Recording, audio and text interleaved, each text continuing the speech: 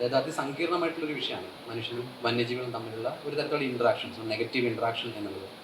അതിന് വളരെ വ്യത്യസ്തങ്ങളായിട്ടുള്ള സ്ട്രാൻഡുകളുണ്ട്. അതിന് പൊളിറ്റിക്കൽ, ഇക്കണോമിക്, കൾച്ചറൽ, സോഷ്യൽ തുടങ്ങിയിട്ട് വളരെ വ്യത്യസ്തങ്ങളായിട്ടുള്ള സ്ട്രാൻഡുകളുണ്ട്. ഒപ്പം തന്നെ ഓരോ പ്രദേശത്തും മനുഷ്യനും വന്യജീവികളും തമ്മിലുണ്ടാകുന്ന സംഘർഷത്തിൻ്റെ കാരണങ്ങൾ വ്യത്യസ്തമാണ്. അതിൽ ഇടപെടുന്ന സ്പീഷീസുകൾ വ്യത്യസ്തമാണ്. ഇപ്പോൾ വയനാട്ടിൽ ഉള്ള കോൺഫ്ലിക്റ്റിൻ്റെ അല്ലെങ്കിൽ ഒരു നെഗറ്റീവ് ഇൻട്രാക്ഷൻ്റെ കോണ്ടെക്സ്റ്റേ ആയിരിക്കണം എന്നില്ല ആറളത്തോ അല്ലെങ്കിൽ മലപ്പുറം ജില്ലയുടെ ഭാഗങ്ങളിലോ ഇടുക്കിയിലോ ഉണ്ടാവുക. അപ്പോൾ അതുകൊണ്ട് വളരെ സങ്കീർണമായിട്ടുള്ളൊരു വിഷയമാണ് ഈ മനുഷ്യനും വന്യജീവികളും തമ്മിലുള്ള സംഘർഷം എന്ന് പറയുന്നത്. അതാണ് അതിലേറ്റവും പ്രധാനപ്പെട്ട ഒരു കാര്യം. ഞാൻ എൻ്റെ പഠനം നടത്തിയിട്ടുണ്ടായിരുന്നത് വയനാട് ജില്ലയിലായിരുന്നു. അതിൽ രക്തം ചുരുക്കം നോക്കിയിട്ടുണ്ടെങ്കിൽ എങ്ങനെയാണ് കഴിഞ്ഞൊരു 6000 വർഷങ്ങൾ കൊണ്ട് വയനാട്ടിൻ്റെ കാട് ചുരുങ്ങി ഇല്ലാതായി പോയിട്ടുള്ളത്, അതെങ്ങനെയാണ് ആനകളെ ബാധിച്ചിട്ടുള്ളത്, ഒപ്പം തന്നെ ഈ കാടിൻ്റെ ഇല്ലാതാകൽ ഏത് തരത്തിലാണ് ഇന്ന് മനുഷ്യനും ആനകളും തമ്മിൽ നേരിടുന്ന അല്ലെങ്കിൽ ഇന്ന് നമ്മൾ കാണുന്ന സംഘർഷത്തിലേക്ക് വഴിവെച്ചിട്ടുള്ളത് എന്നുള്ളതായിരുന്നു. അപ്പോൾ എനിക്ക് മനസ്സിലായിട്ടുള്ളൊരു കാര്യം എന്തായിരുന്നു വെച്ചിട്ടുണ്ടെങ്കിൽ, നമ്മുടെ സ്വാതന്ത്ര്യം കിട്ടുന്നതിന് മുൻപ് വരെ 1940 ഒക്കെ തുടക്കം വരെ വയനാട്ടിലെ കാടുകളെല്ലാം അത്യാവശ്യം കണക്റ്റഡ് ആയിരുന്നു, വെൽ കണക്റ്റഡ് ആയിരുന്നു. ഫോറസ്റ്റ് കവർ ഏകദേശം ഒരു 1800 സ്ക്വയർ കിലോമീറ്റർ ഒക്കെ ഉണ്ടായിരുന്നു കാടിൻ്റെ തന്നെ കണക്ടിവിറ്റി. പക്ഷേ സ്വാതന്ത്ര്യത്തിന് ശേഷം രണ്ടാം ലോക മഹായുദ്ധത്തിന് ശേഷം നടന്നിട്ടുള്ള ഒരു കുടിയേറ്റത്തിൻ്റെ ഫലമായിട്ട് വയനാട്ടിലെ കാടുകളെല്ലാം അരികുവൽക്കരിക്കപ്പെട്ടിട്ടുണ്ട്, അല്ലെങ്കിൽ തുണ്ട് വൽക്കരിക്കപ്പെടുക, ഫ്രാഗ്മെൻറ്റ് ചെയ്യുക എന്ന് പറയും. വയനാട് ജില്ലയുടെ അതിരുകളിൽ മാത്രമായിട്ട് കാട് ശേഷിച്ചു പോയിട്ടുണ്ട്. പക്ഷെ നോക്കൂ, വയനാട് എന്ന് പറയുന്നത് ഒരു ഐസൊലേറ്റഡ് ലാൻഡ്സ്കേപ്പും അല്ല, ഒരു ലാർജർ ലാൻഡ്സ്കേപ്പിൻ്റെ ഭാഗമാണ്, ഒരു വലിയൊരു പ്രദേശത്തിൻ്റെ ഭാഗമാണല്ലോ. അതിൽ തന്നെ അതിനെ ഇപ്പോൾ വിളിക്കുന്നത് Brahmagiri, Nilgiri, eastern ghat, elephant landscape എന്നാണ്. നീലഗിരി കുന്നുകൾക്ക് ചുറ്റുമുള്ള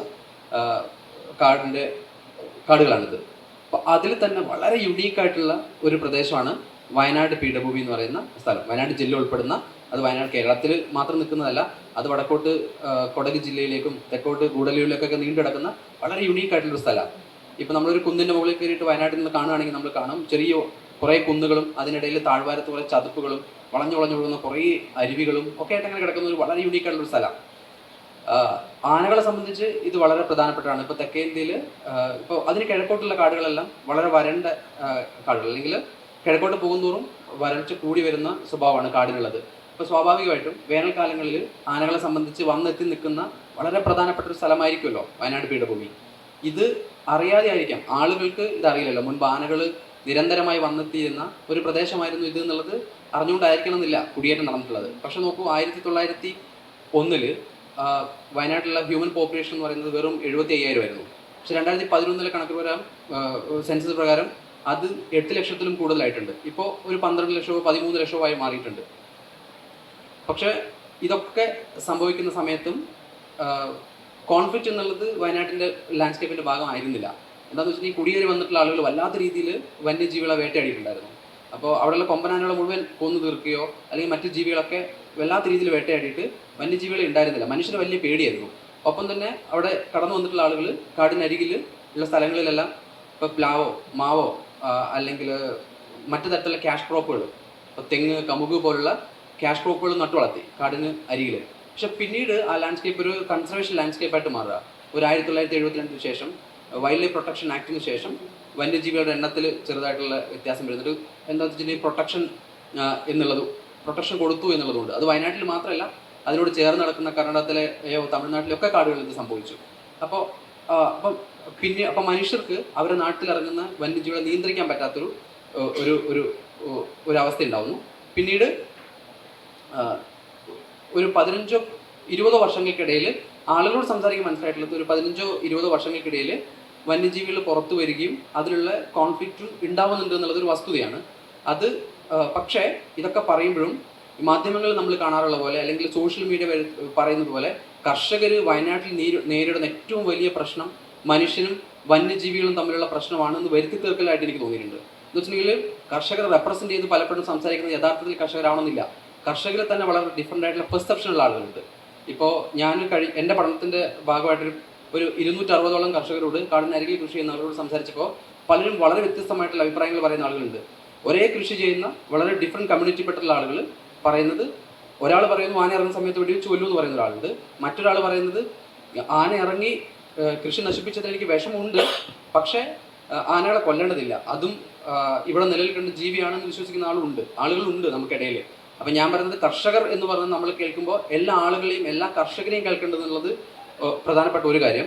മറ്റൊന്ന്, കർഷകർ നേരിടുന്ന ഒരു പ്രധാന പ്രശ്നം എന്ന് പറയുന്നത് ഞാൻ നേരത്തെ പറഞ്ഞ വന്യജീവി പ്രശ്നം മാത്രമല്ല. നോക്കൂ, കർഷകർ ഉണ്ടാക്കുന്ന വിളവ് അതിന് കൃത്യമായിട്ട് വില ലഭിക്കുന്നുണ്ടോ? ഒപ്പം തന്നെ കാലാവസ്ഥയിൽ വരുന്ന മാറ്റം അതിന് വില ലഭിക്കുന്നുണ്ടോ എന്ന് നമുക്കറിയാം. അല്ലെങ്കിൽ അതെങ്ങനെയാണ് കൃഷിയെ ബാധിക്കുന്നത്? ഇതെല്ലാം ശരിക്കും പറഞ്ഞിട്ടുണ്ടെങ്കിൽ ലൈക്ക് പൊളിറ്റിക്സോ അല്ലെങ്കിൽ മറ്റെന്തോ ആവട്ടെ, യഥാർത്ഥത്തിലുള്ള പ്രശ്നത്തിൽ നിന്ന് ആളുകളെ വഴിതിരിച്ചു വിടാനുള്ള ഒരു ശ്രമം കൂടെ നടത്തുന്നുണ്ടെന്ന് എനിക്ക് തോന്നിയിട്ടുണ്ട്. യഥാർത്ഥത്തിൽ അതാണ് പ്രശ്നം എന്നുള്ളത് നമ്മൾ അന്വേഷിക്കണം. ഒപ്പം ഈ എൻ്റെ പഠനത്തിൽ നിന്ന് എനിക്ക് തോന്നിയിട്ടുള്ളത് ഇന്ന് നമ്മൾ കാണുന്ന ഈ കോൺഫ്ലിക്റ്റിന് ഒട്ടനവധി പരിഹാര മാർഗങ്ങളുണ്ട്. ജോസേട്ടൻ പറഞ്ഞതുപോലെ പൂർണ്ണമായിട്ടും തുടച്ചു നീക്കാൻ അല്ലെങ്കിൽ മാറ്റി നമ്മൾ കളയാൻ പറ്റില്ലെങ്കിലും ഒരു ലാൻഡ്സ്കേപ്പിൽ മനുഷ്യർക്കും ആനകൾക്കും മറ്റ് വന്യജീവികൾക്കും എല്ലാം ഒരുമിച്ച് ജീവിക്കാൻ പറ്റുന്ന തരത്തിൽ മുൻപോട്ട് പോകാൻ നമുക്ക് ഒട്ടേറെ വഴികളുണ്ട്. അതിനൊരു ഉദാഹരണം പറയുകയാണെങ്കിൽ നോക്കൂ, ഇപ്പോൾ കോൺഫ്ലിക്റ്റ് ഉണ്ടാകുന്ന ഒരു ചില സീസൺസ് ഉണ്ട്. ഇപ്പോൾ ചക്ക മാങ്ങ ഉണ്ടാകുന്ന കാലത്ത് കൂടുതൽ ആനകൾ കാട്ടിൽ നിന്ന് പുറത്തേക്ക് വരുന്നു. അത് കാടിനകത്ത് കൂടുതൽ ഫുഡ് ഉണ്ടാകുന്ന സീസണുമാണ്. അതിലേക്ക് ഞാൻ വരാം, അതിൻ്റെ ബിഹേവിയർ റീസൺ എന്താണെന്നുള്ളത്. ഒപ്പം തന്നെ നെല്ലുണ്ടാകുന്ന സീസണാണ്. അങ്ങനെയാണെങ്കിൽ കാടിനടുത്ത് ജീവിക്കുന്ന, കാട്ടിൽ ജീവിക്കുന്ന, ഗ്രാമങ്ങളിൽ ജീവിക്കുന്ന ആളുകൾക്ക് ഇതിനെ മാനേജ് ചെയ്യാൻ അറിയാം. കാട്ടിൽ നിന്ന് പുറത്തു വരുന്ന ആളുകളെ മാനേജ് ചെയ്യാൻ അറിയാം, മൃഗങ്ങളെ മാനേജ് ചെയ്യാൻ അറിയാം. അങ്ങനെയാണെങ്കിൽ സർക്കാരിന് എന്തുകൊണ്ട് ആളുകൾക്ക് ശമ്പളമായിട്ട് പൈസ കൊടുത്തിട്ട് അതിനെ നിയന്ത്രിച്ചുകൂടാ? അത് പോസിബിളാണ്. അത്തരത്തിലുള്ള ഒട്ടനവധി ചെറിയ ചെറിയ ചെറിയ കാര്യങ്ങളിലൂടെ ഇത് പോസിബിൾ ആക്കാം. ഒപ്പം തന്നെ ഈ കൺസർവേഷന് വേണ്ടിയിട്ട് നമ്മൾ ഉപയോഗിക്കുന്ന പണം സാധാരണ ജനങ്ങളിലേക്ക് എത്തുകയും കൂടി ചെയ്യും. അതിലൂടെ അവർക്ക് ഈ വന്യജീവി പ്രശ്നങ്ങൾ മാനേജ് ചെയ്യുക എന്നുള്ളത് മാത്രമല്ല, ഒപ്പം തന്നെ ഇപ്പോൾ തൊഴിലുറപ്പ് പദ്ധതി, ഇതൊക്കെ ആളുകൾക്ക് കാവൽ നിൽക്കാൻ വേണ്ടിയിട്ട് ഉള്ള തൊഴിലുകളാക്കി മാറ്റാം. അത്തരത്തിലും ആളുകൾക്ക് തൊഴിൽ കിട്ടുന്ന സമയത്ത് ആളുകൾ ഹാപ്പി ആയിരിക്കും. സ്വാഭാവികമായിട്ട് ഇപ്പോൾ ഒരു ATM കൗണ്ടറിൻ്റെ മുൻപിൽ ഒരു തൊഴിലിരിക്കുന്ന ഒരാൾക്ക് രാത്രി മുഴുവൻ ഉറക്കമൊഴിഞ്ഞിരുന്നു കഴിഞ്ഞാലും ശമ്പളം കിട്ടുന്നു എന്നുള്ളതിനകത്ത് ഹാപ്പിയാണ് അവർ. എന്ന് പറഞ്ഞതുപോലെ സ്റ്റേറ്റ് ഗവൺമെൻറ്റിന് ഇത്തരത്തിലുള്ള ചില കാര്യങ്ങൾ ചെയ്യാം. അത് നമ്മൾ കോമ്പൻസേഷൻ കൊടുക്കുന്ന പൈസ പോലും വരില്ല. ഇത്തരത്തിൽ നമുക്ക് ആളുകൾ സപ്പോർട്ട് ചെയ്യുകയാണെങ്കിൽ എനിക്ക് തോന്നുന്നു ജനങ്ങളെ വിശ്വാസത്തിലെടുത്ത് തീർച്ചയായിട്ടും. പിന്നെ വനംവകുപ്പിന് ചെയ്യാൻ പറ്റുന്നത് അല്ലെങ്കിൽ ചെയ്യേണ്ട ഒരു കാര്യം എന്ന് പറയുന്നത് ഉണ്ടെങ്കിൽ, ഇപ്പോൾ വയനാട് പോലുള്ള സ്ഥലത്ത് കാടും നാടും ഒക്കെ വളരെ ഇങ്ങനെ ഇടകലർന്ന് കിടക്കുക. അപ്പോൾ അതിൽ ആളുകളെ വിശ്വാസത്തിലെടുത്തുകൊണ്ടല്ലാതെ നമുക്ക് അവിടെ ഒരു സംരക്ഷണ പ്രവർത്തനം നടത്താൻ പറ്റില്ല. എന്താ വെച്ചിട്ടുണ്ടെങ്കിൽ അൾട്ടിമേറ്റ്ലി അവിടെ കാട് നിൽക്കണോ ആന നിൽക്കണോ എന്നുള്ളത് ഒരു സോഷ്യൽ ചോയ്സാണ്. ആളുകളാണ് അൾട്ടിമേറ്റ്ലി ഡിസൈഡ് ചെയ്യുക അവിടെ നിന്ന് നിലനിൽക്കണോ എന്നുള്ളത്, പ്രത്യേകിച്ച് അടുത്ത കാലത്ത്.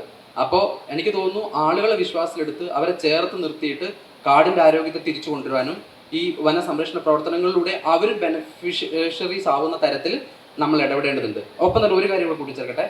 പിന്നെ നമ്മൾ പറയാറുണ്ട് ആനകളുടെ എണ്ണം വളരെയധികം വർദ്ധിച്ചിട്ടുണ്ട്, അതുകൊണ്ടാണ് കോൺഫ്ലിക്റ്റ് ഉണ്ടാകുന്നതെന്ന് പലരും പറയാറുണ്ട്. അതുകൊണ്ട് ആനകളെ കൊന്നുകളയണമെന്ന് പറയാറുണ്ട്. പക്ഷേ എൻ്റെ പഠനത്തിൽ നിന്ന് എനിക്ക് മനസ്സിലായിട്ടുള്ള ഒരു കാര്യം, അല്ലെങ്കിൽ മറ്റ് ലാൻഡ്സ്കേപ്പുകളൊക്കെ പഠിച്ചപ്പോൾ അവരൊക്കെ പറയുന്നത് വലിയൊരു നമ്പർ ഓഫ് ആനകൾ കാടിനകത്തുണ്ട് എങ്കിലും വളരെ കുറച്ച് ആനകൾ മാത്രമേ കാടിൽ നിന്ന് പുറത്ത് വന്നിട്ട് ക്രോപ്പ് റൈഡ് ചെയ്യാറുള്ളൂ. അങ്ങനെ ഒരു പാറ്റേൺ ഉണ്ട്. അതും വയനാട്ടിലെ കാടുകൾ എടുത്ത് നോക്കുക.